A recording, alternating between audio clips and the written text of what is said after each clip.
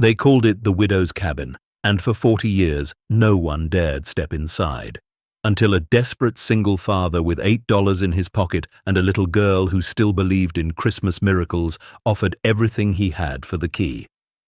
Before we dive into the story, make sure to smash subscribe, because tomorrow we have an extra special story for you that will blow your mind. The wind cut through the mountain valley like a blade that December morning, rattling the thin windows of the trailer where Jack Mitchell sat at a table that wobbled no matter how many folded napkins he shoved under the leg. He held the eviction notice in his calloused hands, reading it for the 4th time as if the words might change. They didn't. 14 days. That's all he had. 14 days before Christmas, before his 8-year-old daughter Lily would come home from school to find their belongings on the frozen ground and nowhere to call home. Jack was 32 years old, but his hands looked 50. The kind of hands that told stories of split knuckles and 12-hour shifts, of patches instead of replacements, of making do when giving up seemed easier. The skin across his knuckles was permanently cracked from the cold, and his fingernails carried the permanent shadow of wood stain and motor oil no amount of scrubbing could remove. He'd been a carpenter once, a good one, the kind men called when they wanted furniture that would outlast their grandchildren. Before the accident at the mill took his foreman job and left him scrambling for whatever work he could find. Now he patched roofs in the freezing cold, fixed furnaces that barely worked, and hauled firewood for families who could still afford to pay someone else to do it. The town of Pine Ridge sat tucked in the Appalachian Mountains, the kind of place people left more often than they arrived.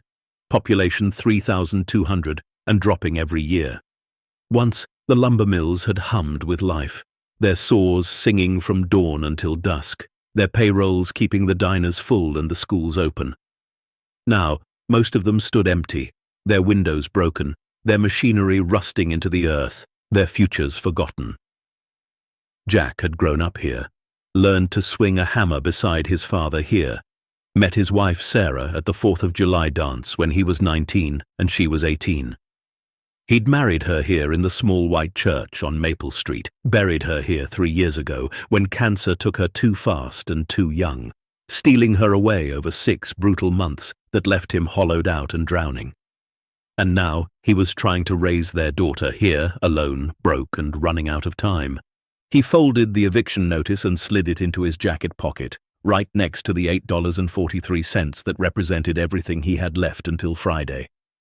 If Friday came with work, if the weather held, if his truck didn't break down again, if the Hendersons still needed their deck repaired, if the church still wanted him to fix the bell tower. Too many ifs. His entire life had become a house of cards built on ifs, and the slightest wind threatened to collapse the whole fragile structure.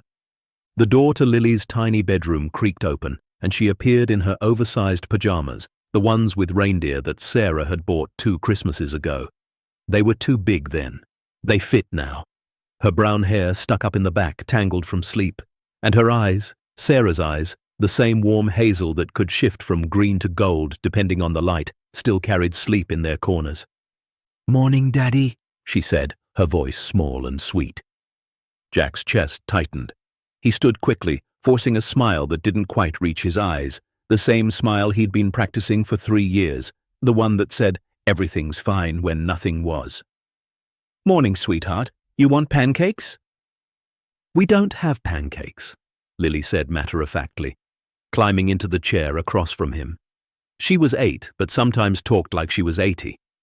Loss does that to children.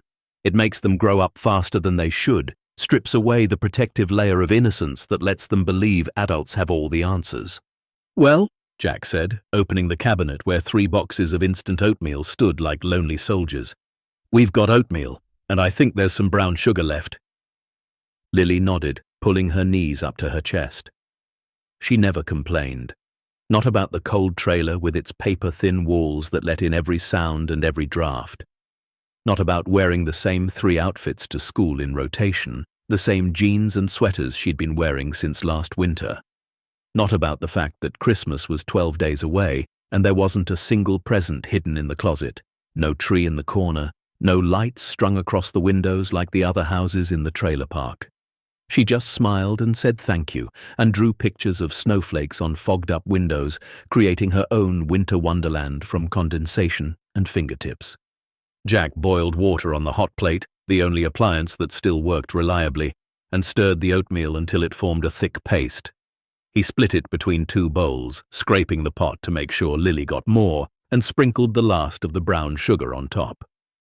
They ate in comfortable silence, the kind that comes from knowing someone so well that words become optional. Jack watched his daughter blow on each spoonful, her small hands wrapped around the warm bowl, and felt the familiar ache of inadequacy settle in his chest. Sarah would have known what to do. Sarah always knew what to do. She would have found a way to make this better, to turn scarcity into adventure, to make Lily feel rich even when they were poor.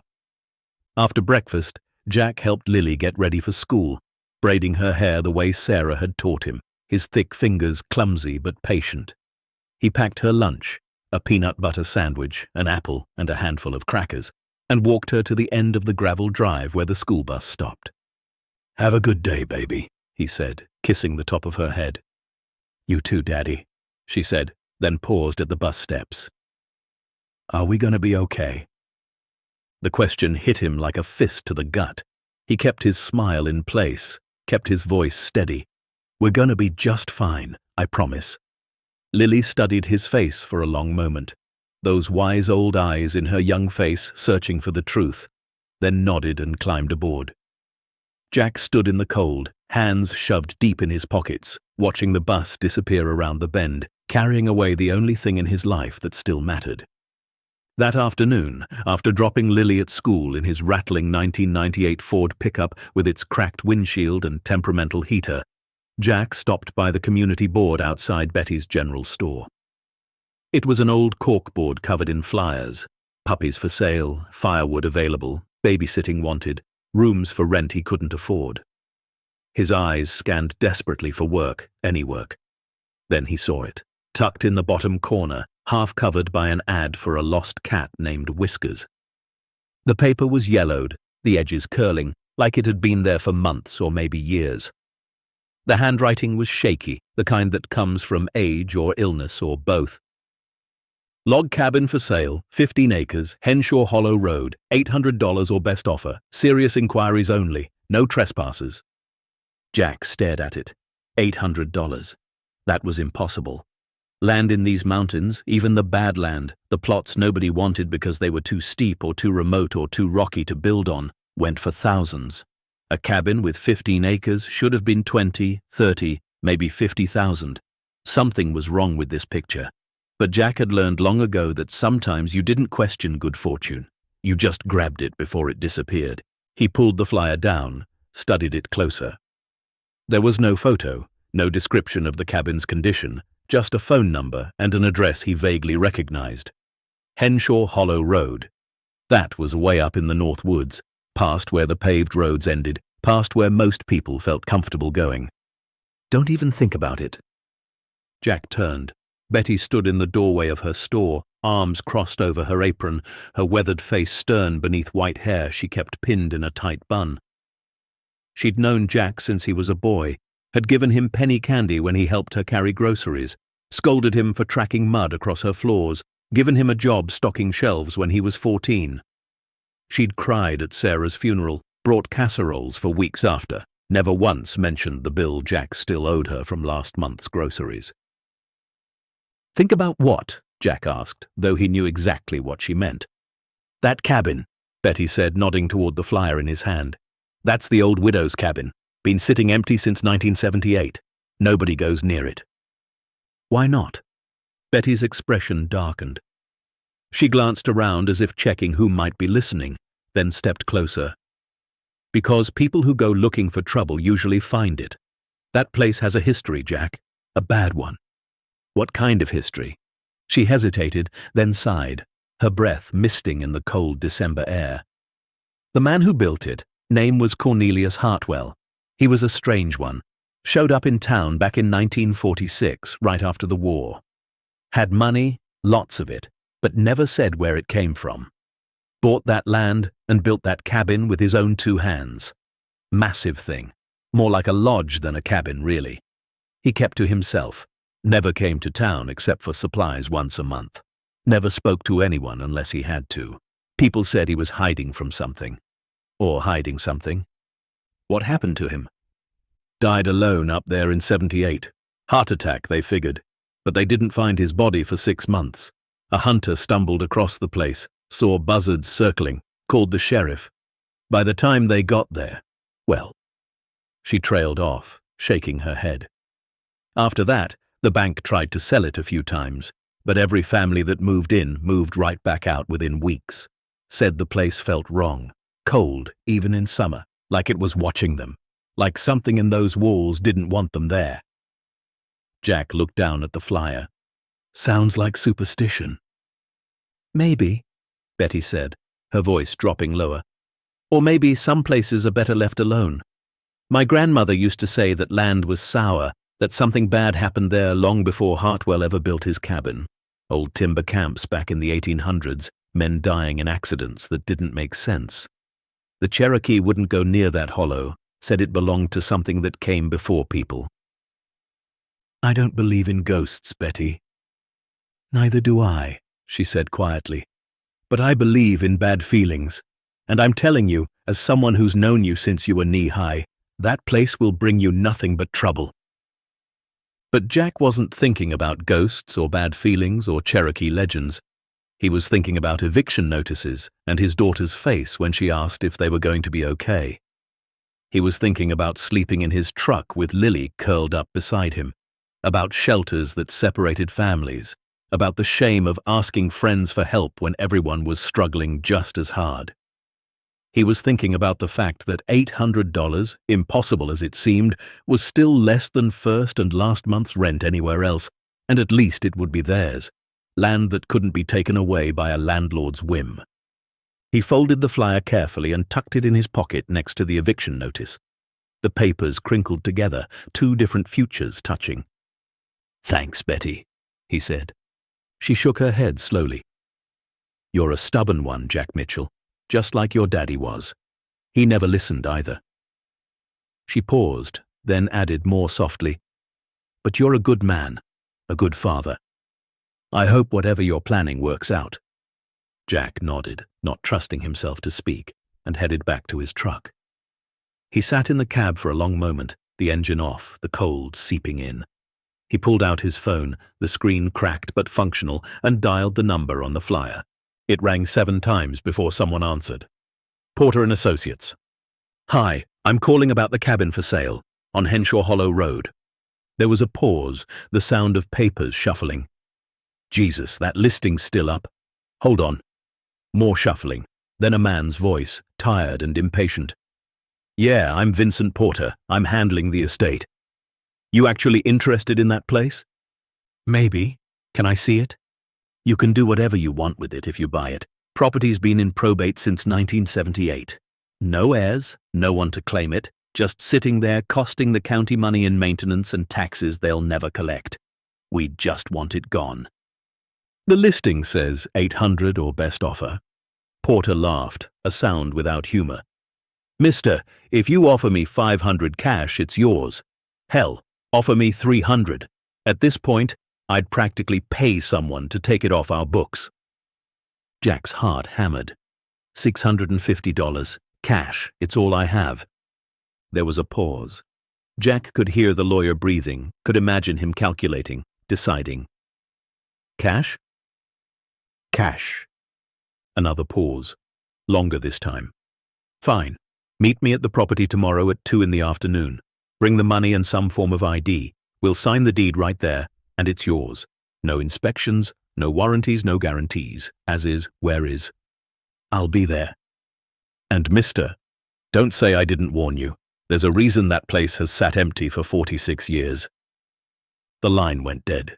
Jack sat in his truck, hands shaking, wondering if he'd just made the best decision of his life or the worst. He started the engine and drove toward the elementary school, arriving an hour early to pick up Lily. He sat in the parking lot, watching other parents arrive in newer vehicles, watching kids stream out with backpacks and laughter, and made a decision. When Lily climbed into the truck, her face lit up with surprise. We're leaving early? Yeah, baby, Jack said, pulling out of the lot. I want to show you something. What kind of something? A secret. Our secret. Her eyes widened with the kind of wonder only children can muster. Really? Jack reached over and squeezed her small hand. Really? The next day, Jack picked Lily up from school at 1:30, telling the secretary it was a family emergency. It wasn't a lie. Everything felt like an emergency now. Lily climbed into the truck, her backpack dragging behind her, her face bright with curiosity. Where are we going? She asked. To see something, Jack said, pulling onto the main road. Maybe somewhere new. Her eyes lit up, the way only a child's can when adventure calls. Like an adventure? Jack's throat tightened. Yeah, baby, like an adventure. They drove north, past the shuttered mill where Jack's father had worked for 30 years before a stroke took him at 54. Past the church with the crooked steeple where Sarah was buried, her headstone simple because simple was all they could afford. Past the last gas station for 20 miles, where the owner waved from the window. The road narrowed, turning from asphalt to gravel to dirt. Trees closed in on both sides, their bare branches clawing at the grey December sky like skeletal fingers. Snow had started to fall, light at first, then heavier, covering the road in a fresh white blanket that muffled the sound of the truck's tires. Daddy, where are we going? Lily asked again, her voice smaller now as the forest grew thicker and the sky darker. Not much further, Jack said, though he wasn't sure. The directions the lawyer had given were vague. Turn at the old stone marker. Follow the path until it forks. Stay right. Keep going until you think you're lost. Then go a little further. The truck bounced over ruts and rocks, the suspension groaning. They passed an old stone marker, half buried in snow, covered in moss. Jack turned right, following a path that looked more like a deer trail than a road. Branches scraped the sides of the truck, and once he had to stop to move a fallen log. Finally, after what felt like forever, after Lily had fallen quiet with uncertainty, and Jack had started to wonder if he'd made a terrible mistake, the trees opened into a clearing. And there it sat. The cabin was massive, far larger than Jack had imagined. Built from thick logs darkened by age and weather, it rose 2 stories high, with a stone chimney climbing up one side like a giant's spine. The windows were intact but filthy, reflecting nothing, like dead eyes staring out at the forest. The porch sagged slightly on one end, and the roof showed patches of moss spreading like a disease, but the bones of the structure looked solid, strong, built to withstand anything nature could throw at it. Around it, the forest pressed close, as if trying to reclaim what had been taken, pine trees and bare oaks standing like silent sentries. Jack parked the truck and sat for a moment, staring. The snow fell harder now, covering everything in white, making the cabin look like something from a storybook. But not the kind of storybook with happy endings, the kind with warnings. Lily pressed her face against the cold window, her breath fogging the glass. Is this ours? She whispered. Maybe, Jack said. Let's find out. A black sedan was already parked near the cabin, its engine running, exhaust puffing white into the grey air. A man in a long coat stood beside it, briefcase in hand, breath misting in the cold air. He looked annoyed, like he'd been waiting too long, like this was the last place on earth he wanted to be. Jack stepped out, boots crunching on fresh snow. You the lawyer? Vincent Porter, the man said, not offering his hand. He was thin, mid-50s, with wire-rimmed glasses and the kind of face that suggested he'd stopped smiling years ago. You have the money? Jack pulled a worn envelope from his jacket, filled with bills he'd counted 17 times. $650, every cent he had in the world, everything between him and absolute zero. Porter counted it quickly, his fingers moving with practiced efficiency, then nodded and produced a stack of papers from his briefcase. Sign here, here, and here. Property transfers as is. No warranties, no guarantees, no inspections, no recourse. Once you sign, it's yours, and it's your problem. He paused, looking at Jack over his glasses. You understand what as is means? It means if the whole thing collapses on your head tomorrow, that's on you." Jack's hand trembled slightly as he signed. The pen felt heavy, like it was writing more than his name. It was writing his future, his daughter's future, their only chance. He signed his name 3 times, the ink dark against the white paper. Porter handed him a single key, old and iron, the kind that looked like it belonged in a fairy tale. The metal was cold and heavy in Jack's palm. "Congratulations," he said flatly. "You now own 15 acres and whatever's left of that cabin." He paused, glancing at the structure behind them, then added quietly, "Good luck. You'll need it." He was gone within minutes, his sedan disappearing back down the dirt road, taillights vanishing into the swirling snow, leaving Jack and Lily alone in the clearing with nothing but the wind and a cabin that seemed to be watching them. "Come on," Jack said, taking Lily's hand. Her small fingers were cold, and he squeezed them gently. "Let's see what we got." The porch steps groaned under their weight, but held. The wood was solid beneath the weathering, and Jack noticed the craftsmanship even in the simple stairs. Someone had built this to last. He fit the iron key into the lock, and it turned with surprising ease, the mechanism smooth despite decades of disuse, as if it had been waiting for this exact moment. The door swung inward, and cold air rushed out, carrying the smell of dust and time and something else Jack couldn't name. Something old, something that made the hair on the back of his neck stand up. They stepped inside. The interior was dim, the afternoon light barely penetrating the dirty windows. But even in the shadows, Jack could see the craftsmanship. Hand-hewn beams crossed the ceiling, each one a single piece of timber, no splices or joints. A massive stone fireplace dominated one wall, its hearth wide enough to stand in, the stones fitted together with such precision that no mortar showed. The floors were wide plank, scarred and dusty but solid, made from old-growth timber that didn't exist anymore. To the left, a kitchen area with a cast-iron sink and a hand pump that suggested the place had its own well. To the right, a staircase climbing to the second floor, each riser carved from a single piece of wood. "It's like a castle," Lily breathed, her voice echoing slightly in the empty space. Jack walked slowly through the main room, his carpenter's eye cataloguing everything. The windows needed cleaning but weren't broken. The roof showed no signs of leaking, no water stains on the ceiling. The walls were straight, perfectly plumb, the foundation sound. Whoever built this place built it to last 100 years. 200.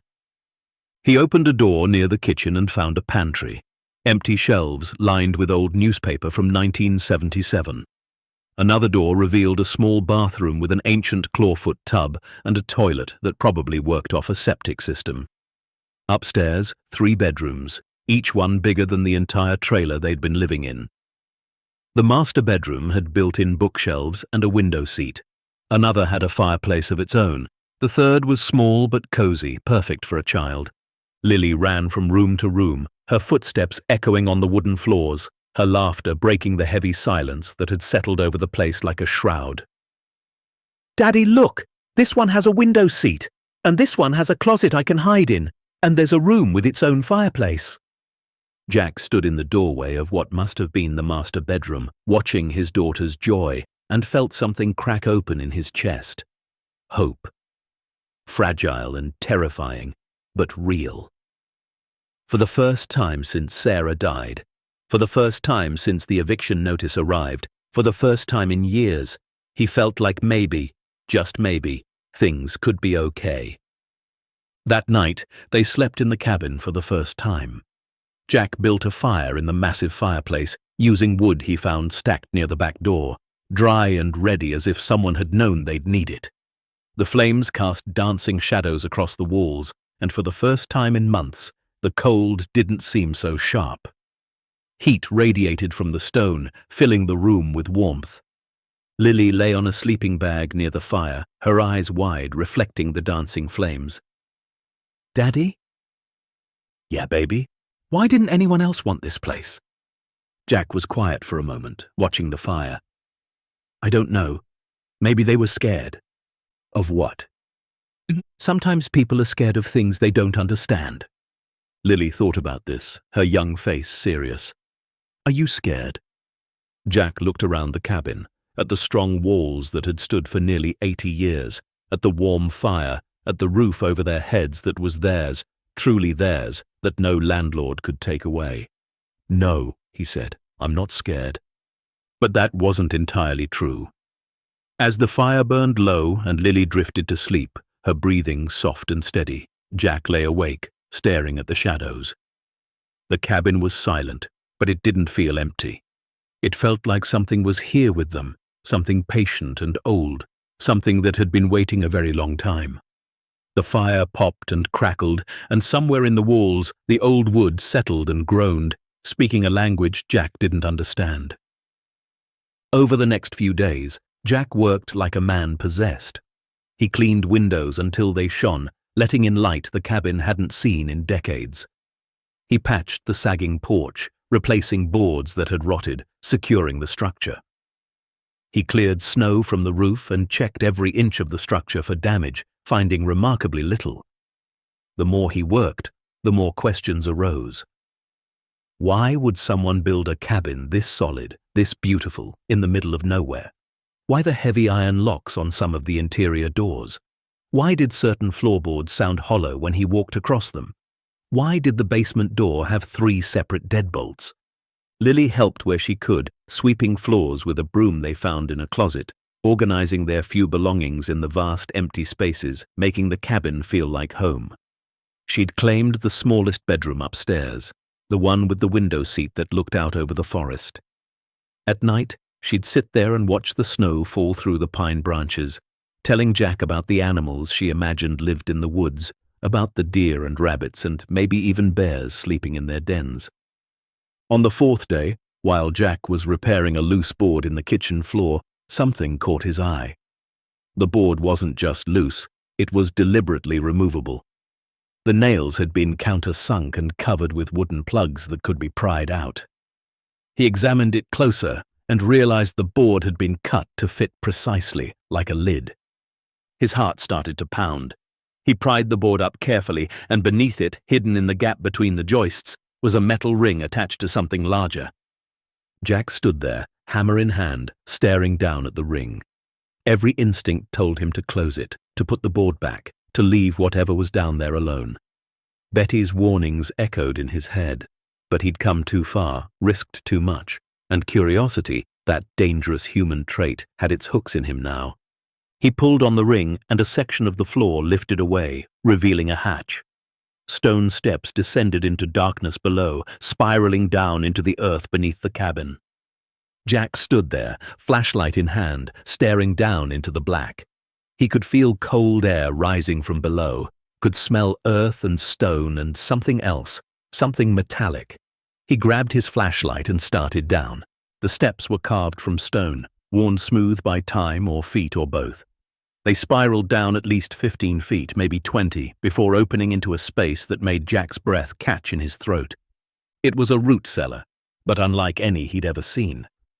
The walls were lined with fitted stone, the floor smooth and level, made from poured concrete that shouldn't have existed in 1946 when the cabin was built. Shelves ran along both sides, filled with dusty jars and wooden boxes, all neatly organized and labeled. But it wasn't the shelves that stopped him cold.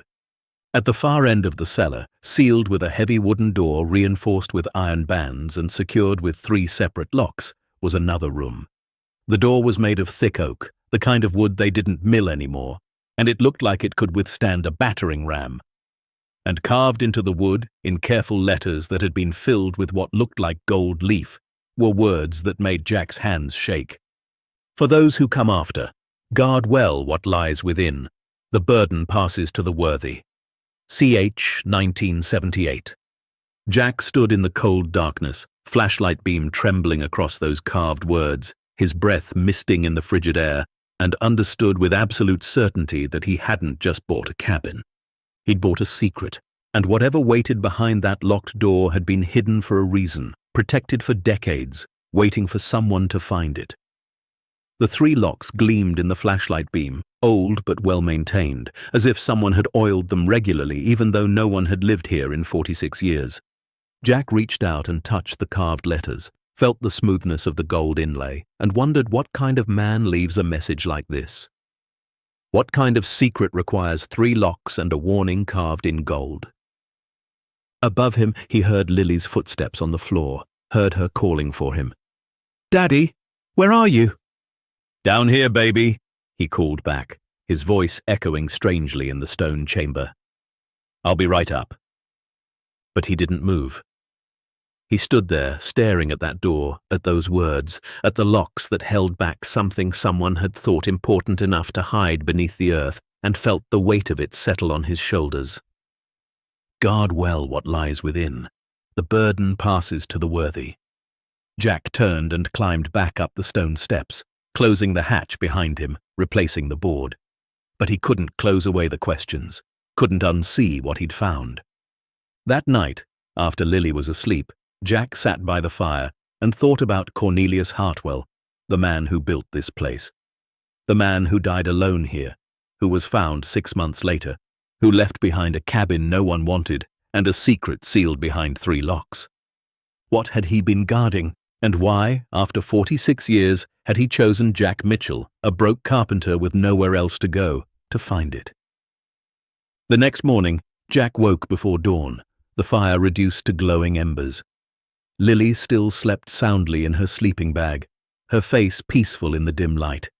He'd barely slept, his mind churning with questions about what lay behind that door. 3 locks, a warning carved in gold. Guard well what lies within. The words had replayed in his head all night like a song he couldn't shake. He stood and walked quietly to the kitchen, staring at the floorboard he'd replaced. It looked perfectly normal now, just another plank in a floor that had seen nearly 80 winters. But beneath it lay something that had changed everything. He hadn't told Lily about the cellar yet, hadn't mentioned the locked door or the carved warning. Some part of him wanted to protect her from whatever this was, to keep her in the innocent world where their biggest concern was making this cabin feel like home before Christmas. Christmas. That was only 9 days away now. Jack looked around the empty cabin, at the bare walls and lack of decorations, and felt the familiar weight of inadequacy. Other kids would wake up to trees laden with presents, stockings stuffed with candy, houses filled with warmth and plenty. Lily would wake up to whatever he could cobble together from nothing. He shook the thought away and got to work. There was plenty to do, plenty to keep his hands busy and his mind off both the locked door below and the empty Christmas ahead. He started a fire, made breakfast from the last of their supplies, and woke Lily with the smell of eggs and toast. "Morning, Daddy," she said, stretching like a cat in the warm glow of the fire. "Morning, baby. Sleep good?" She nodded, crawling out of the sleeping bag. "I dreamed about Mum. She was here, in the cabin. She said she liked it." Jack's throat tightened. "Yeah? What else did she say?" Lily thought for a moment, her face scrunching with concentration. "She said we're exactly where we're supposed to be." Jack had to turn away, pretending to adjust the fire, blinking hard against the sudden burning in his eyes. Sarah had always believed things happened for a reason, that life had a way of working out even when it looked darkest. He'd stopped believing that when she died. But standing here in this cabin that shouldn't exist, that they shouldn't have been able to afford, hearing his daughter's words, he felt something shift. Maybe Sarah was right. Maybe they were exactly where they were supposed to be. Over the next few days, Jack threw himself into making the cabin livable. He fixed the hand pump in the kitchen until water flowed clear and cold from deep underground. He cleaned the ancient cast iron stove, testing it carefully until he was confident it wouldn't burn the place down. He repaired window frames and door hinges, replaced cracked panes of glass, and slowly brought the old structure back to life.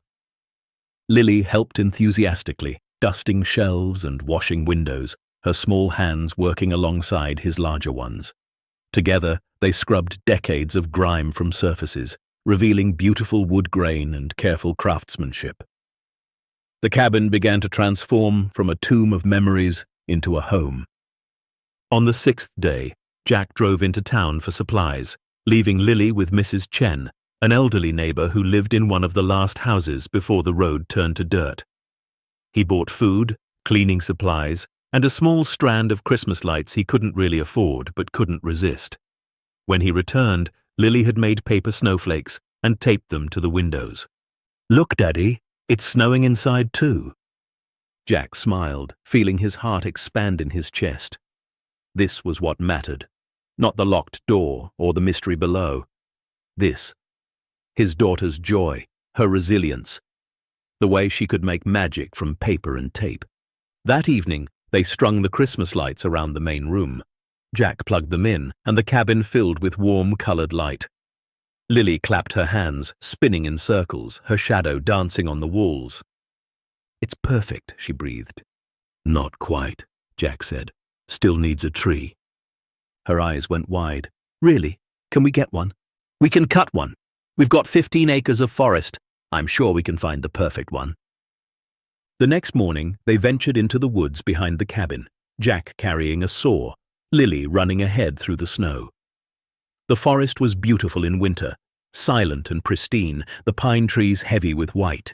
They searched for an hour before Lily found it, a 6-foot spruce with perfect symmetry. "This one, Daddy! This is the one!"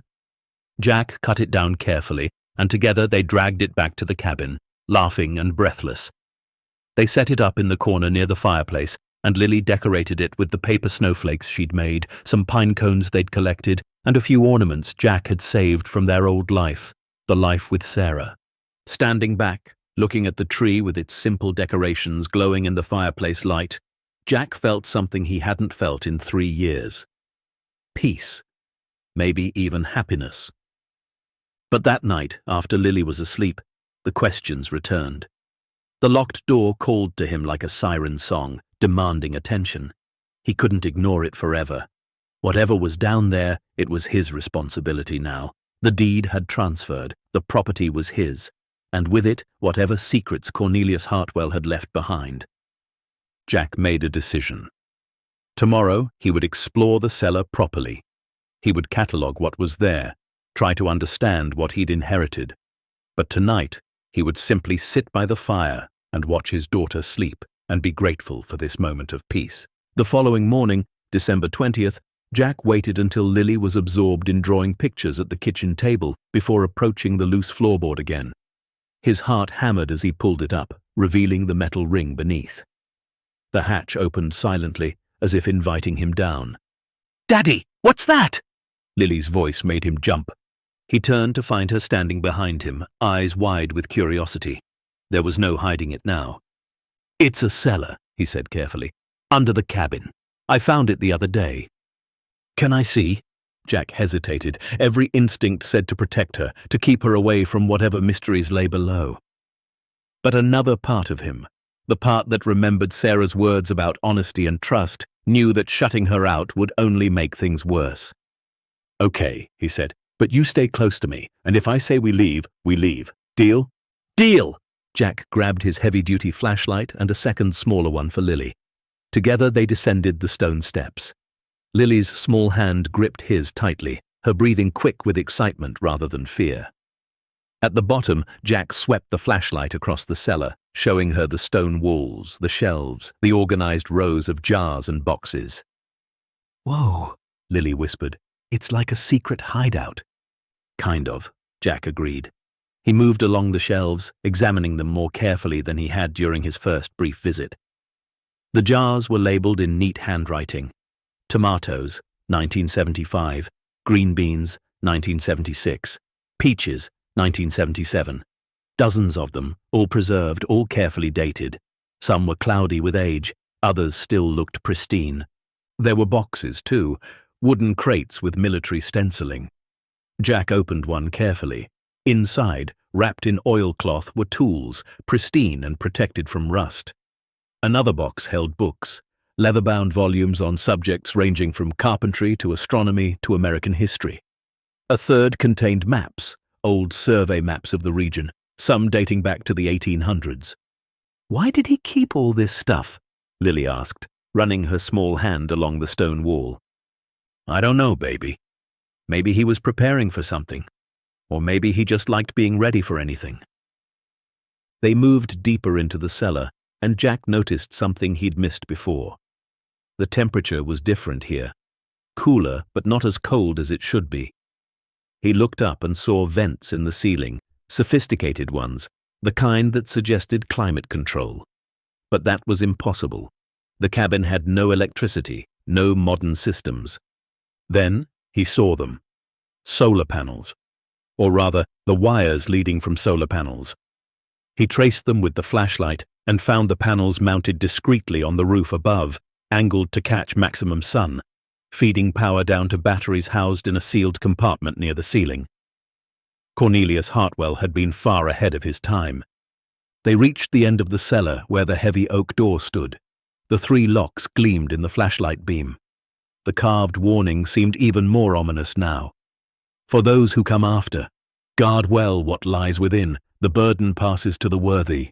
CH 1978. What's in there? Lily asked, her voice smaller now.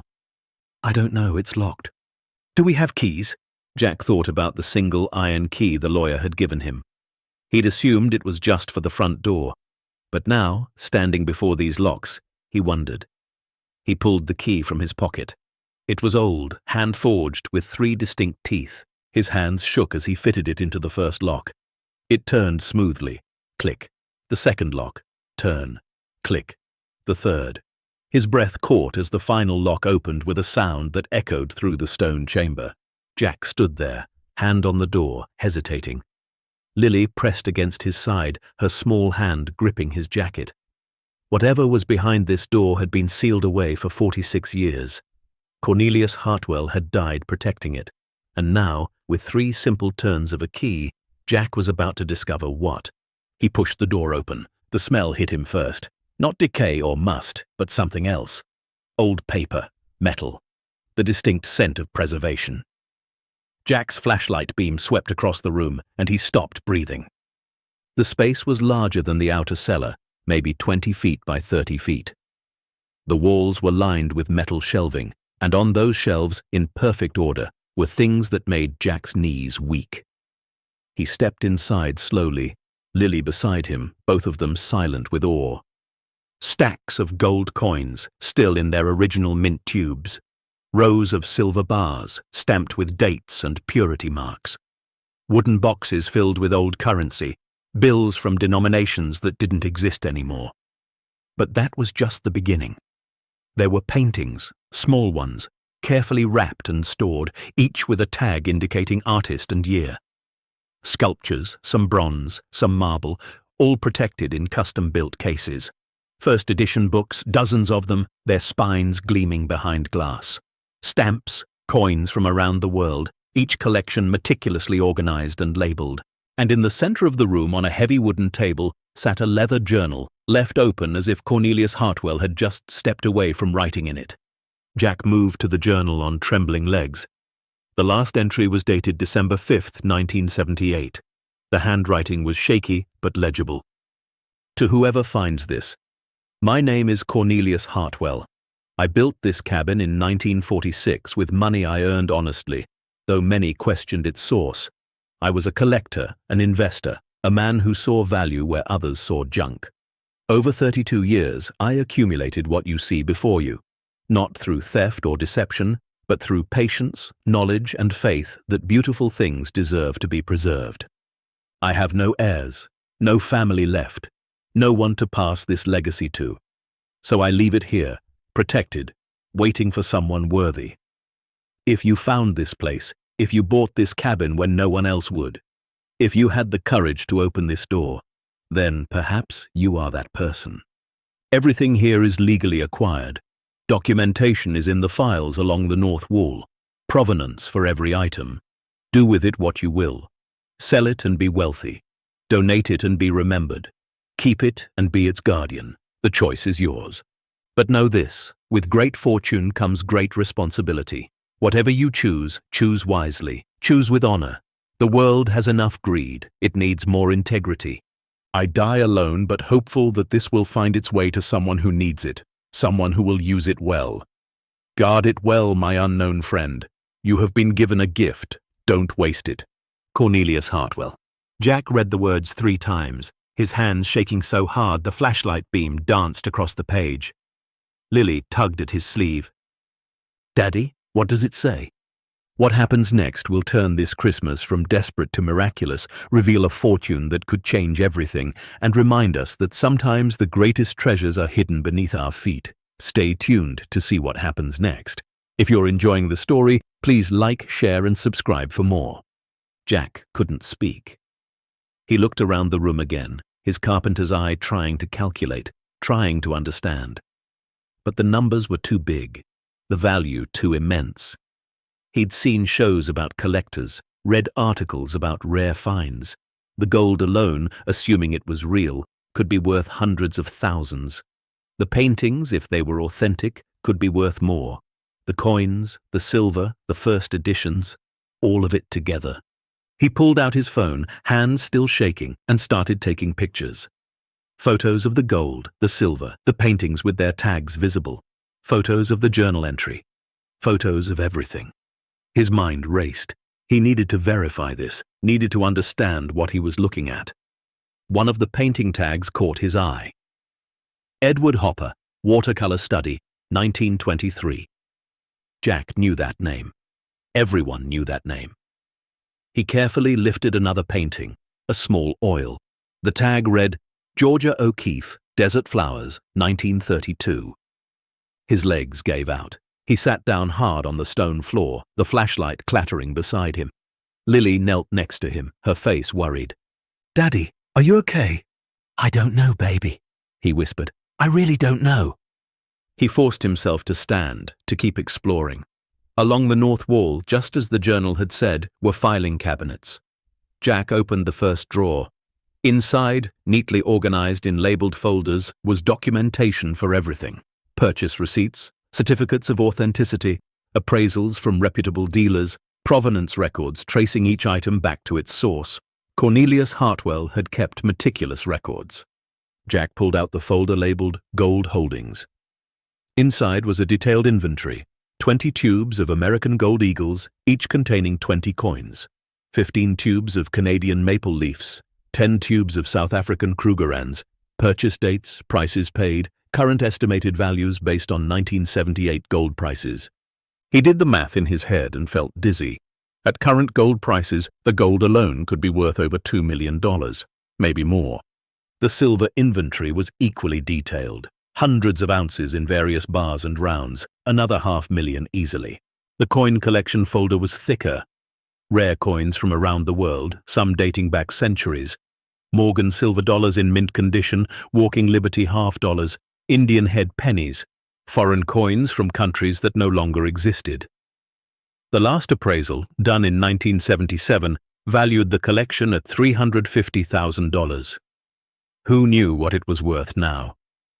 Jack moved to the art folder and his hands started shaking again. The list went on for pages. 23 paintings including works by Edward Hopper, Georgia O'Keeffe, Charles Birchfield, John Marin, and others Jack didn't recognize but suspected were significant. The last appraisal, also from 1977, valued just the paintings at over $8 million. $8 million in 1977. Jack's vision tunneled. He leaned against the filing cabinet, breathing hard. What would they be worth now? Double? Triple? More? He opened another folder. Books. First edition Mark Twain. First edition Hemingway. A signed copy of The Great Gatsby. Original manuscripts of poems by Robert Frost. Last appraised value, $1.2 million. Stamps.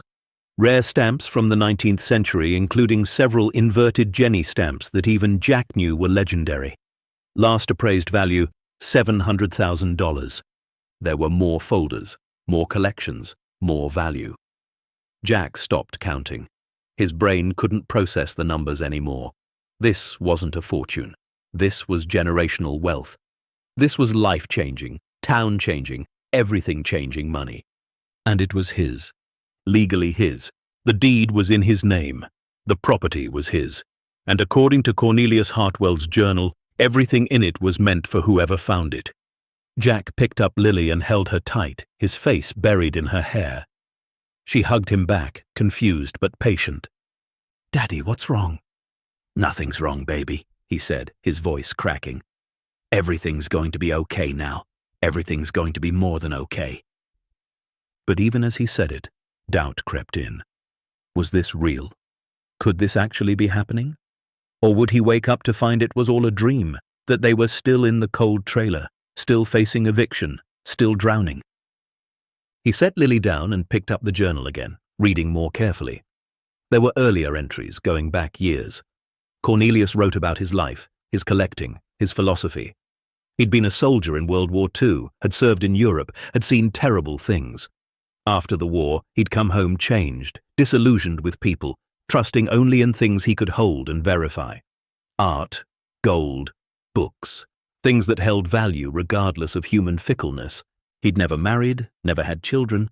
He'd lived alone in this cabin for 32 years, slowly accumulating his collection, protecting it, preparing it for someone he'd never meet. Someone worthy. Someone in need. "I built this vault not as a tomb for treasure," one entry read, "but as a gift to the future. Somewhere, someday, someone will need what I've gathered here more than I need it.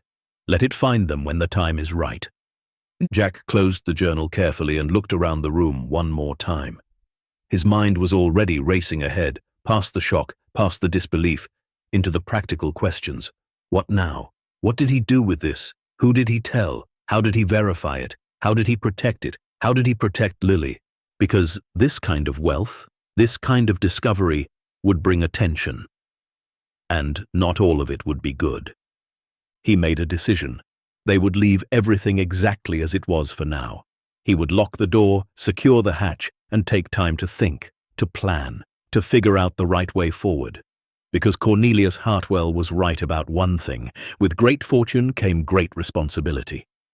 Jack ushered Lily back up the stone steps, locked the heavy door behind them, and secured the hatch. Back in the kitchen, he replaced the floorboard carefully, making sure it looked undisturbed. Then he sat at the table, head in his hands, trying to process what had just happened. Lily climbed into his lap, something she hadn't done in months. "Daddy, is that stuff valuable?" "Yeah, baby, it is." "Does that mean we're rich now?" Jack thought about how to answer. "It means we have choices now. It means we can make sure you have everything you need. It means we don't have to be scared anymore." "I wasn't scared," Lily said. "Not when I was with you." Jack's eyes burned. He held his daughter close and let himself feel it all. The relief, the fear, the overwhelming responsibility, the impossible luck of it all. That night, after Lily was asleep, Jack sat by the fire with his laptop, the one luxury he'd kept from his old life, now powered by the cabin's solar system. He started researching. Cornelius Hartwell. The name brought up surprisingly little. An obituary from 1978 in the local paper. A few property records. That was it. The man had lived as he died. Quietly. Privately. Jack searched for information on Edward Hopper watercolors, Georgia O'Keeffe paintings, rare coins, first edition books. The more he read, the more he realized that Hartwell's appraisals from the 70s were conservative. Art values had exploded in the past 46 years.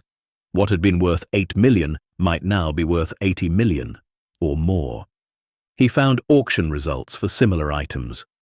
A Hopper watercolor had sold for $3.2 million just last year.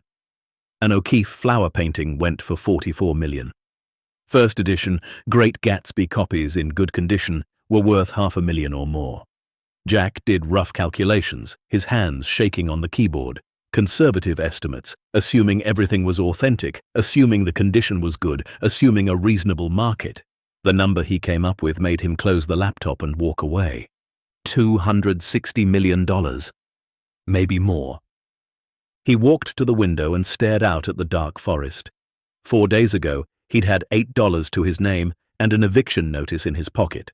Now he potentially owned a fortune that could change thousands of lives. The math was impossible. The situation was impossible. And yet here he was. The moral weight of it hit him like a physical force.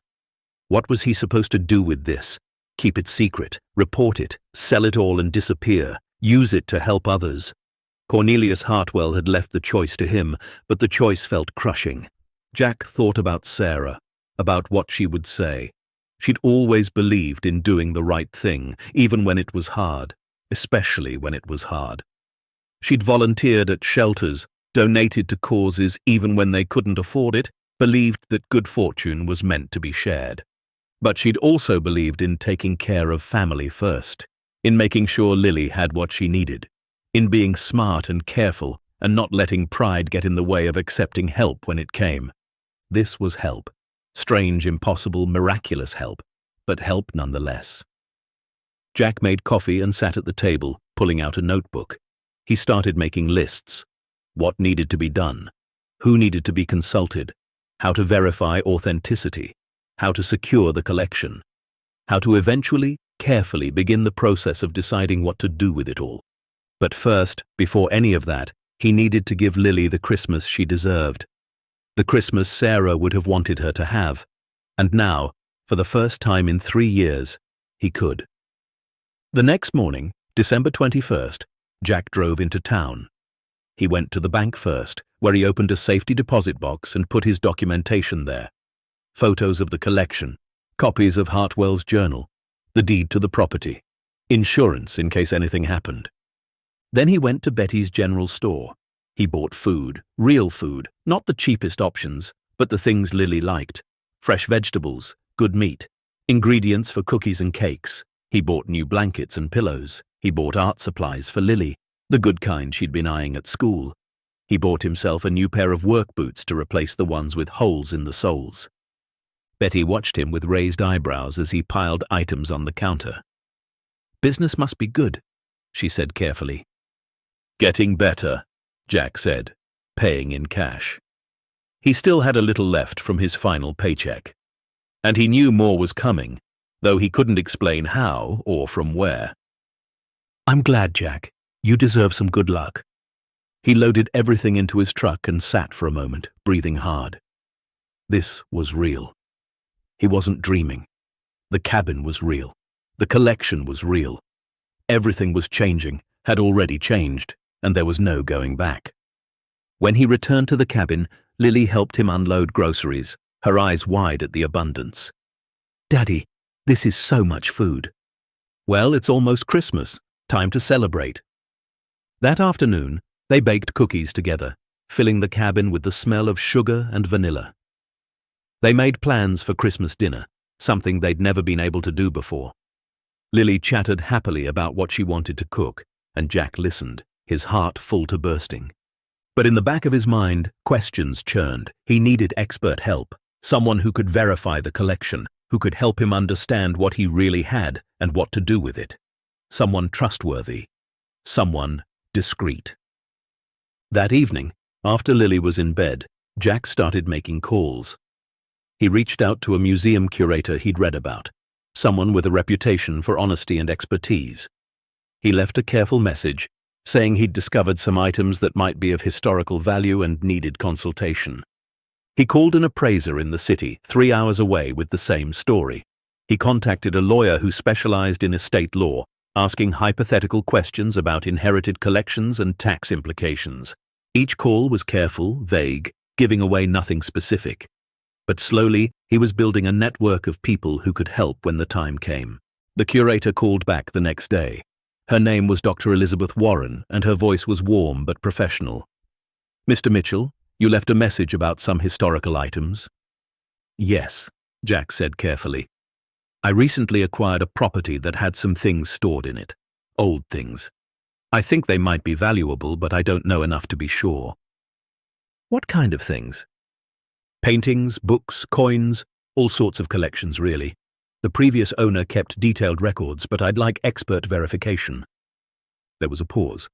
"How old is old?" "The records date back to the 1940s through the late 70s. Another pause. "And you say there are multiple collections?" "Yes." "Mr. Mitchell, I'm intrigued. Would you be willing to send me some photographs, just to get a preliminary sense of what we're dealing with?" Jack thought about it. Trust had to start somewhere. "Yes, I can do that. But I need discretion. This isn't public yet." "I understand completely. Email them to me at this address." She gave him a secure email, one used for sensitive estate evaluations. That night, Jack carefully selected a dozen photos. Not the most valuable items, not the most shocking. Just enough to get a professional opinion. He sent them with a brief note. Preliminary samples from a sealed collection. Owner deceased 1978. Need authentication and valuation. The response came within an hour. Mr. Mitchell, I've looked at your photos. If these items are authentic, you need to speak with me immediately. This could be significant. When can we meet? Jack stared at the email. The word significant seemed inadequate, but it was a start. He replied, after Christmas. I need time to think. Christmas was 3 days away, and Jack wanted to give Lily that before everything changed. Before the experts arrived, before the decisions had to be made, before the world discovered what lay beneath their cabin floor, he wanted just a few more days of peace, of quiet, of pretending that they were just a father and daughter in a cabin in the woods, making Christmas together, safe and warm and happy.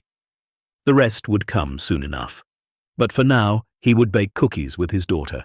He would string lights and tell stories by the fire. He would give her the Christmas Sarah would have wanted her to have. And beneath the floorboards, protected by stone and locks and the darkness, $260 million in treasure would wait. Patient, silent, ready to change everything. Christmas Eve arrived wrapped in fresh snow and quiet magic. Jack woke to find Lily already awake, sitting by the window watching fat flakes drift down through the pine branches. The cabin glowed with warmth from the fireplace, and the small tree they'd cut stood proud in the corner, its simple decorations somehow more beautiful than anything money could buy. "Merry Christmas Eve, baby," Jack said, joining her at the window. "Merry Christmas Eve, Daddy." She leaned against him, content. "This is the best house we've ever had." Jack's chest tightened. If she only knew what lay beneath their feet. If she only understood that this house held more wealth than most people saw in 10 lifetimes. But he'd made a promise to himself. Christmas would be normal, or as normal as their life could ever be again. They spent the day cooking together, making the cabin smell like cinnamon and roasted chicken. They played cards by the fire. They read stories. And when night fell and Lily finally drifted to sleep, her stocking hung hopefully by the fireplace, Jack allowed himself to go back down to the vault. He'd been avoiding it, afraid that if he looked again, it would all vanish like smoke. But it was still there. The gold still gleamed. The paintings still waited in their protective cases. And beside the journal, Jack noticed something he'd missed before. A wooden box, small and ornate, sitting on the corner of the table. Jack opened it carefully. Inside was a collection of letters tied with string, yellowed with age. He untied them gently and began to read. The first letter was dated March 15th, 1946, addressed to no one in particular. "Today I broke ground on my sanctuary. The war took everything from me. My innocence, my faith in humanity, my ability to sleep without seeing the faces of the dead. But it could not take my appreciation for beauty, for permanence, for things that endure when flesh fails. This cabin will be my fortress, and within it, I will preserve what matters." Jack read through letter after letter, each one a window into Cornelius Hartwell's soul. The man had been a medic in World War II, had landed at Normandy, had watched boys die in his arms. He'd come home to find his fiancée married to someone else, his parents dead from influenza, his childhood home sold to pay debts. He'd been 24 years old and completely alone. With his military pay and a small inheritance from a distant uncle, Cornelius had bought this land for almost nothing. The locals thought it was cursed, had been happy to see it go. He'd spent 2 years building the cabin by hand, every log cut and placed with precision, every stone in the fireplace chosen for strength and beauty. "I am building something that will outlast me," he wrote in September of 1947. "Something that cannot be destroyed by war or time or human cruelty. Let them call me crazy. Let them whisper. I know what I'm doing." The letters continued, chronicling his life. How he'd started collecting in 1948, buying a painting from a struggling artist for $20 that would later be worth thousands. How he'd learned about art and coins and books, becoming an expert through obsessive study. how he'd made smart investments, turning hundreds into thousands, thousands into hundreds of thousands. "I don't collect for greed," a letter from 1952 explained. "I collect because these things deserve to exist, because a Hopper watercolor has more honesty than any human I've met. Because a first edition Hemingway will tell you the truth every time you open it, because gold and silver cannot betray you." Jack found himself drawn into Cornelius's story, understanding the man's loneliness, his pain, his desperate need to create meaning from chaos. As the years passed in the letters, Cornelius grew more reclusive but also more purposeful.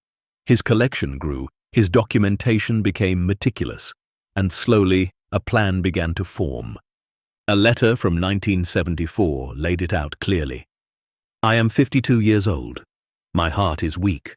The doctors say I have perhaps a decade left. I have no heirs, no one who would appreciate what I've built here. The world thinks I'm a hermit, a crazy old man hoarding junk in the woods. They don't understand that I've assembled one of the finest private collections in America. When I die, the state will seize it, auction it off, scatter it to the winds. Unless I make other arrangements, I've decided to leave it all hidden, sealed, protected, waiting for someone who needs it more than I do. Someone desperate enough to buy a cursed cabin, someone brave enough to look beneath the surface, someone worthy of the responsibility that comes with great fortune. Let fate decide who that person is. Let the universe reward someone who deserves rewarding." Jack set the letter down, his hands shaking. Cornelius had planned this, all of it. The low price, the sealed vault, the waiting. He'd engineered his own legacy, turning his death into someone else's miracle. The final letter was dated December 4th, 1978, written in shaky handwriting. "My time grows short. I can feel my heart failing, each beat more uncertain than the last. I've sealed the vault, left the journal, prepared everything. To whoever finds this, you are reading this because you needed hope and had the courage to look for it in unlikely places. That makes you exactly the kind of person who should have what I've gathered. Use it wisely. Use it well. Don't let my life's work become just another transaction. Let it mean something. Let it help people. Let it prove that one person, even a broken, lonely person, can leave the world better than they found it. Good luck, my unknown friend. You're going to need it, but I believe in you. I have to. You're all the faith I have left. Cornelius Hartwell." Jack wiped his eyes, surprised to find them wet. This wasn't just about money or treasure. This was about a man's entire life, distilled into objects and carefully preserved for a stranger. The weight of it was crushing and beautiful all at once. He gathered the letters carefully and brought them upstairs. He would read them all, understand Cornelius fully before making any decisions. The man deserved that much. Christmas morning brought squeals of delight from Lily as she discovered the small gifts Jack had managed to buy. Art supplies, books, a warm winter coat that actually fit. It wasn't much compared to what he could now afford, but her joy was real and complete. They spent Christmas Day in peaceful happiness, cooking and playing and simply being together. But when December 26th arrived, Jack knew he couldn't delay any longer. He called Dr. Elizabeth Warren. "Mr. Mitchell," she answered on the second ring.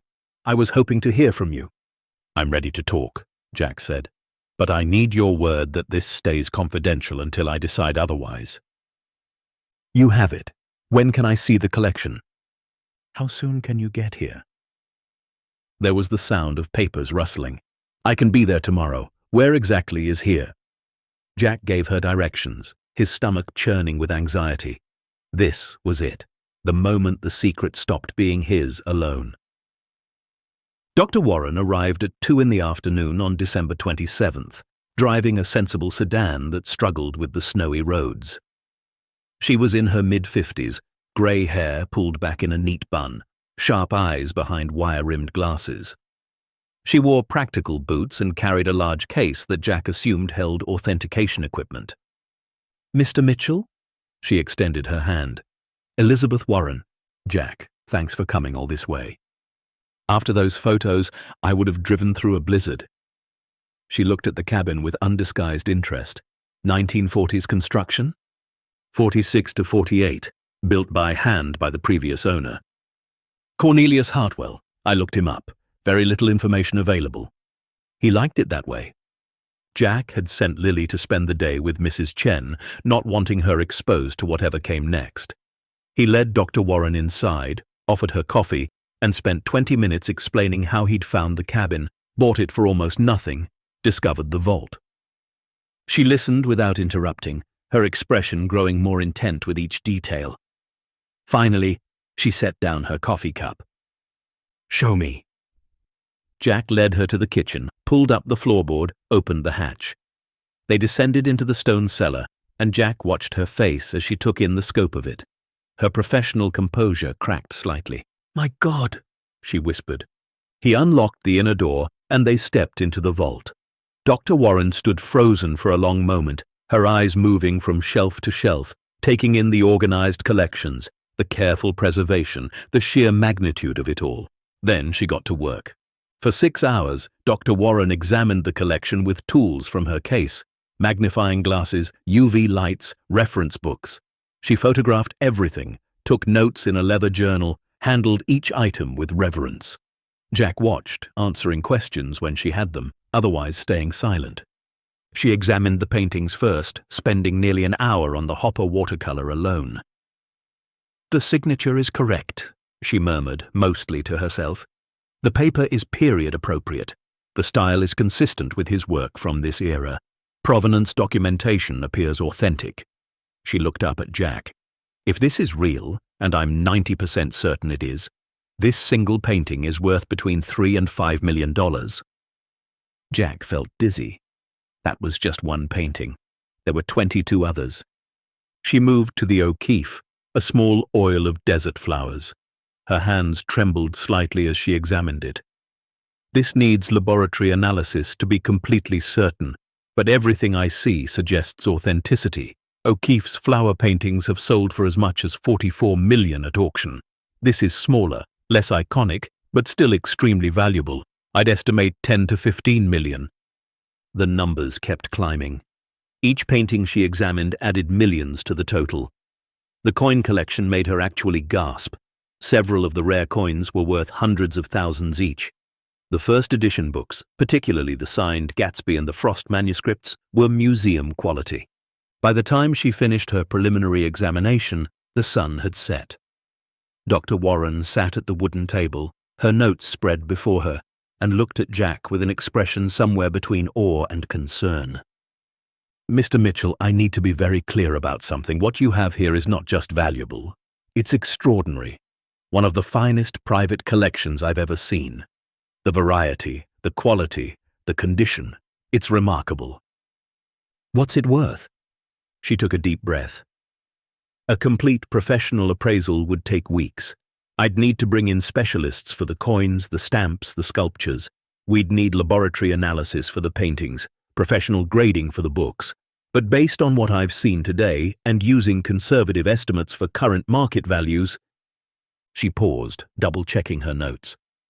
"I would estimate the total value at somewhere between $200 million and $300 million, possibly more." The room spun. Jack gripped the edge of the table. 200. He couldn't finish the sentence. "At minimum," Dr. Warren confirmed. "The gold and silver alone is worth several million. The coins could be worth 20 to 30 million. The paintings are the real treasure. I'd estimate between 150 and 200 million for the complete collection. The books, stamps, and other items add another 20 to 30 million. This is generational wealth, Mr. Mitchell. Life-changing money." Jack lowered his head to his hands. $260 million. That was the middle estimate. 260 million. He'd been right in his rough calculations, but hearing it from an expert made it real in a way that research hadn't. "What do I do?" he asked quietly. Dr. Warren's expression softened. "That's not a question I can answer, but I can tell you what your options are." Over the next hour, she laid them out. He could sell the entire collection at auction, which would maximize value but take time and bring enormous public attention. He could sell pieces privately, which would be faster and more discreet, but potentially less profitable. He could donate it all to museums and take tax deductions. He could create a foundation and keep the collection intact as a public trust. Or he could do nothing and simply guard it as Cornelius had done. "Whatever you choose," Dr. Warren said, "you need legal protection first. This kind of wealth attracts attention, and not all of it will be benevolent. You need lawyers, accountants, security. You need to protect yourself and your daughter, Lily." The thought of her cut through Jack's fog. This wasn't just about him. Every decision he made would affect her life, her future, her safety. "Can I trust you?" Jack asked suddenly. Dr. Warren met his eyes. "You can. I've spent my life in museums, surrounded by people who collect for ego or investment. Cornelius Hartwell collected for love. He preserved beauty and history because he believed they mattered. That's rare. And the fact that he left all this for a stranger, for someone who needed it, that's even rarer. I won't betray that legacy." Jack nodded slowly. "I need time to think, to plan. Can we keep this quiet for now?" "Absolutely. But Mr. Mitchell, let me give you one piece of advice. Cornelius's final letter asked you to make this mean something, to use it well. Don't rush into decisions, but don't hide from them either. This fortune found you for a reason. Figure out what that reason is." After Dr. Warren left, promising to send him contacts for lawyers and security specialists, Jack sat alone in the vault, surrounded by $260 million in treasure. The weight of Cornelius's request pressed down on him. Make it mean something. Let it help people. Don't let it become just another transaction. But what did that look like? How did one person responsibly handle this kind of wealth? How did he honor Cornelius's legacy while also taking care of Lily? How did he help others without being overwhelmed by need? The questions churned in his mind as he climbed back upstairs and locked the hatch. He picked up Lily from Mrs. Chen's house, listened to her chatter about the cookies they'd baked, and tried to act normal while his entire world tilted on its axis.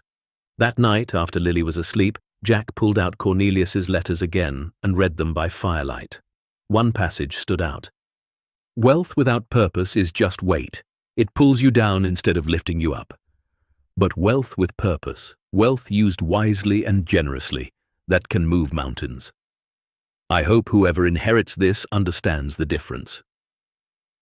Jack thought about Pine Ridge, about the shuttered mills and struggling families, about kids like Lily who deserved better but didn't have the resources to get it. He thought about Betty's general store hanging on by a thread, about the church with the crooked steeple that couldn't afford repairs, about the families heating their homes with space heaters because they couldn't pay for oil. An idea began to form. Not fully realized yet, but taking shape like fog condensing into water. What if the fortune didn't just change his life? What if it changed everyone's? But first, before any of that, he needed to protect what he had. Dr. Warren was right. This kind of wealth attracted vultures. And he was just one man with no experience handling anything like this. The next morning, Jack began making calls using the contacts Dr. Warren had provided. He spoke with an estate lawyer in the city who specialized in sudden wealth. He contacted a security firm that handled high-value asset protection. He talked to an accountant who worked with lottery winners and inheritance recipients. Each conversation was careful, vague about specifics, but clear about the scope. Significant inherited assets. Substantial collections requiring protection. Need for discretion and security. But news travels in small towns, even when you're careful. Jack started noticing changes. Cars he didn't recognize driving slowly past the cabin. Questions from neighbors about where he'd gotten money for new groceries. Betty asking pointed questions about his business. On January 2nd, a man showed up at the cabin. He was in his 40s, well-dressed, carrying a business card that identified him as an estate buyer. "Mr. Mitchell, name's Robert Vaughan. I heard you might have come into some interesting items. I'd be very interested in making you an offer." Jack's blood ran cold. "Where did you hear that?" Vaughan smiled, the kind of smile that didn't reach his eyes. "Word gets around. Old collections, previous owner with no heirs. These things have a way of being valuable. I'd be happy to take a look, give you a fair price, save you the trouble of dealing with it yourself." "I'm not interested. Jack said firmly. "You haven't even heard my offer." "Don't need to. Whatever you heard wrong. There's nothing here."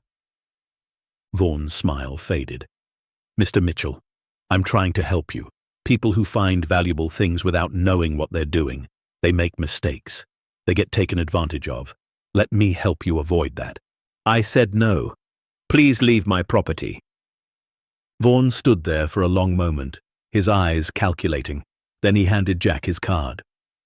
"When you change your mind, and you will, call me. Don't wait too long. Other people will come knocking, and they won't be as friendly as I am." He left, but Jack stood on the porch watching until the man's car disappeared down the road. His hands shook. How had word gotten out? He'd been so careful. That night, he called Dr. Warren. "Someone showed up today, an estate buyer, asking about the collection." "That was fast," she said, concern in her voice. "Did you tell him anything?" "No, but he already knew enough to come looking." "There's going to be more," Dr. Warren warned. "Once one person knows, others will follow. You need security. Now." By January 5th, Jack had hired a security company to install cameras and alarms around the property. He'd consulted with lawyers who were drawing up legal protections. He'd moved the most valuable items from the vault into a climate-controlled storage unit 3 towns away, just in case. And he'd started making plans for what came next.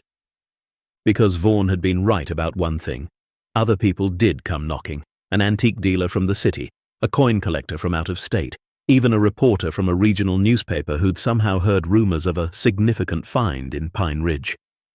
Jack turned them all away, but each visit made him more nervous, made him more protective of Lily, who didn't understand why Daddy seemed so worried all the time, why strange people kept showing up, why everything felt different.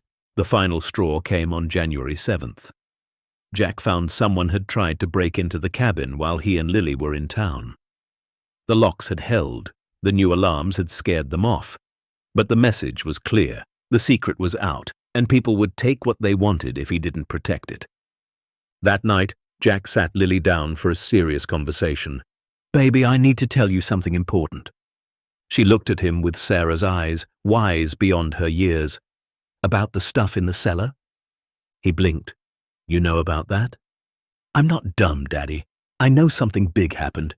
You've been different since Christmas." Jack took a deep breath and told her everything. Not the dollar amounts, she was too young to comprehend those numbers, but the basic truth, that the previous owner had left them a valuable collection, that it could change their lives, that it also brought danger and responsibility. Lily listened carefully, then asked the question that cut to the heart of everything. "What would Mama want us to do?" Jack felt his eyes burn. "She'd want us to use it to help people, to make things better. But she'd also want us to be safe." "Then we should do both," Lily said simply. "Help people and be safe. Mama always said you were the smartest person she knew. You'll figure it out." Out of the mouths of babes. Jack hugged his daughter and made a decision. He couldn't hide forever. He couldn't keep running from the responsibility Cornelius had given him. It was time to step into the light, to announce the discovery properly, and to start the process of deciding what this fortune would become. But he would do it on his terms, with protection in place, with Lily safe, with a plan that honored both Cornelius's wishes and Sarah's values. The next morning he called Dr. Warren back. "I'm ready," he said. "Let's make this official, but I want to do it right. I want to create something that lasts, something that helps people, something that makes this fortune mean something more than just money." Dr. Warren's voice warmed. "I was hoping you'd say that. Let me help you. Let's build something worthy of Cornelius Hartwell's legacy." And so it began. The transformation from secret to legacy, from hidden treasure to public trust, from one man's desperate purchase to an entire community's second chance. Jack didn't know exactly what shape it would take yet, but he knew one thing with certainty. Cornelius Hartwell had been right. The fortune had found exactly the person who needed it most. Not just financially, but spiritually. Someone who understood loss and loneliness and the desperate need to create meaning from chaos. Someone who would guard it well and use it wisely.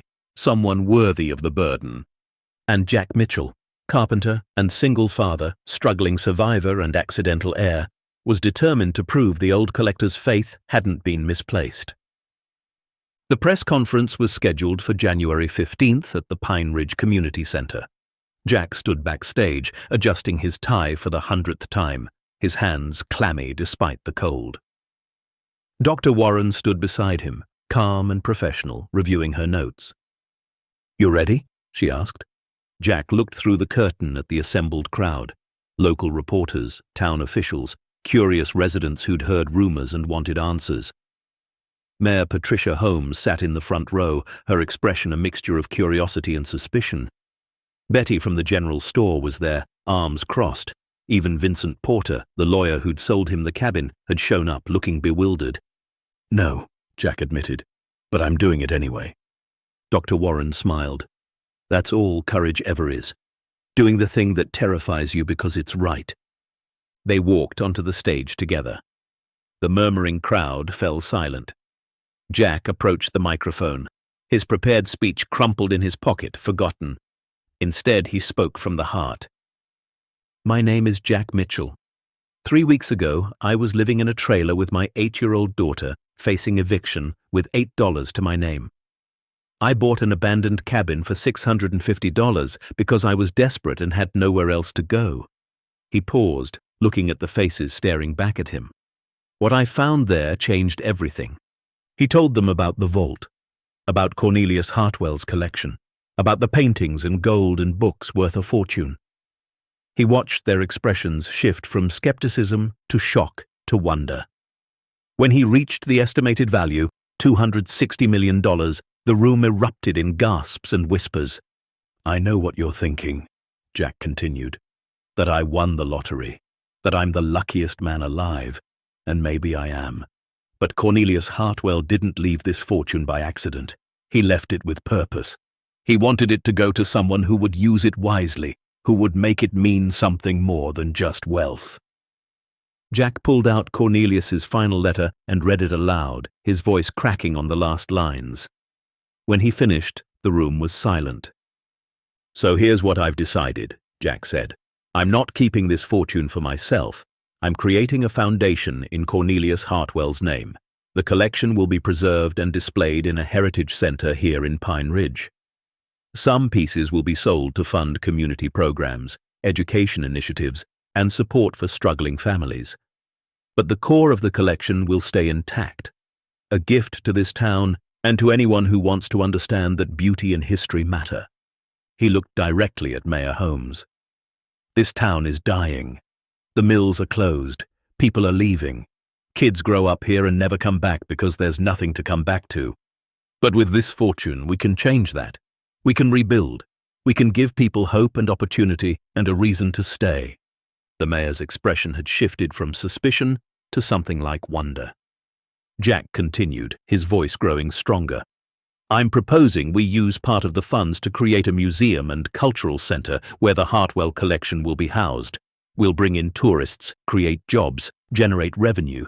But more than that, we'll establish scholarship funds for local kids, small business grants for people trying to start or save their companies, housing assistance for families struggling like I was struggling.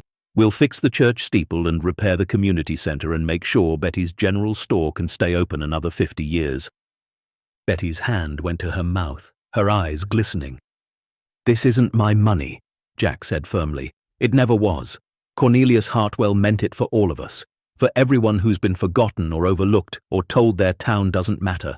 I'm just the person who found it, the person he trusted to make sure it does what it was meant to do." He stepped back from the microphone. For a moment, nothing happened. Then someone in the back started clapping. Then someone else. Then the entire room rose to its feet, applause thundering through the small community center, and Jack felt something break open in his chest that had been locked tight since Sarah died. Hope. The weeks that followed were a blur of activity. Jack worked with lawyers to establish the Cornelius Hartwell Foundation, a charitable trust designed to preserve the collection and use its resources for community benefit. Dr. Warren became the foundation's director, bringing her expertise and contacts to the project. They assembled a board of trustees, including Mayor Holmes, a retired teacher, a local business owner, and Jack himself. The authentication process began in earnest.